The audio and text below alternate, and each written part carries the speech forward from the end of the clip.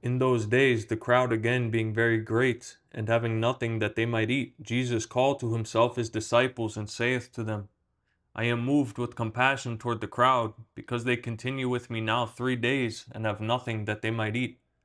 And if I should dismiss them fasting to their home, they shall be faint in the way, for some of them have come from afar. And his disciples answered him, From what place shall anyone here be able to fill these with bread in a wilderness? And he asked them, How many loaves have ye? And they said, 7. And he commanded the crowd to recline on the ground.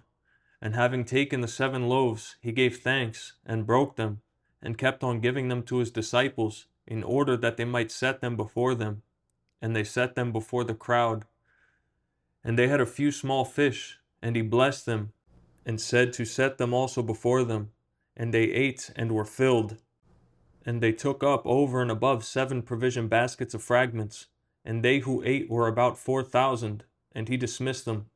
And straightway he embarked into the ship with his disciples, and came into the parts of Dalmanutha. And the Pharisees came out and began to dispute with him, seeking from him a sign from the heaven, putting him to the test. And having groaned in his spirit, he saith, Why doth this generation seek after a sign? Verily I say to you, there shall be no sign given to this generation. And having left them, he embarked into the ship again, and went away to the other side. And they forgot to take loaves. And except for 1 loaf, they did not have any with them in the ship. And he repeatedly gave them express order, saying, Be taking heed, and be wary of the leaven of the Pharisees, and the leaven of Herod. And they were reasoning with one another, saying, It is because we have no loaves. But Jesus, having known it, saith to them, Why reason ye, because ye have no loaves? Do ye not yet perceive nor comprehend? Have ye still hardened your hearts? Having eyes see ye not, and having ears hear ye not? And do ye not remember, when I broke the 5 loaves for the 5,000, how many baskets full of fragments ye took up? They say to him, 12.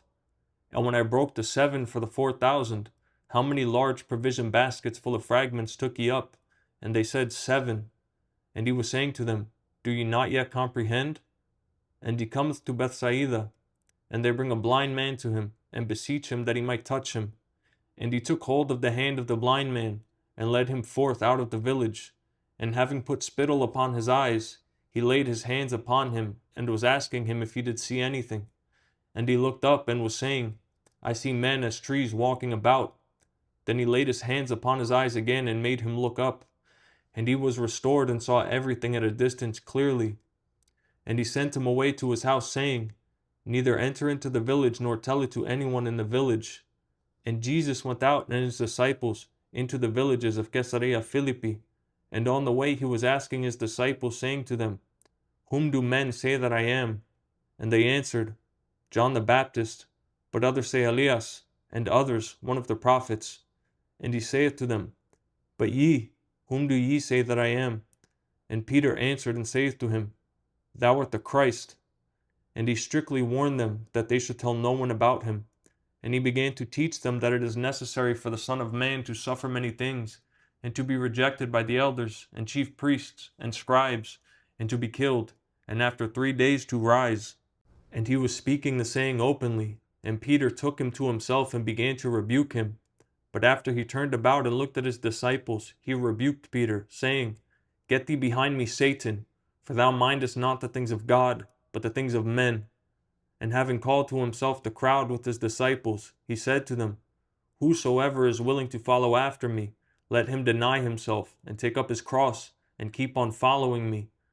For whosoever will save his life shall lose it, but whosoever will lose his life on account of me and of the gospel, this same one shall save it. For what shall it profit a man if he should gain the whole world and lose his soul? Or what shall a man give as an exchange for his soul? For whosoever is ashamed of me and of my words in this generation, the adulterous and sinful one, also the Son of Man shall be ashamed of him, whenever he should come in the glory of his Father with the holy angels.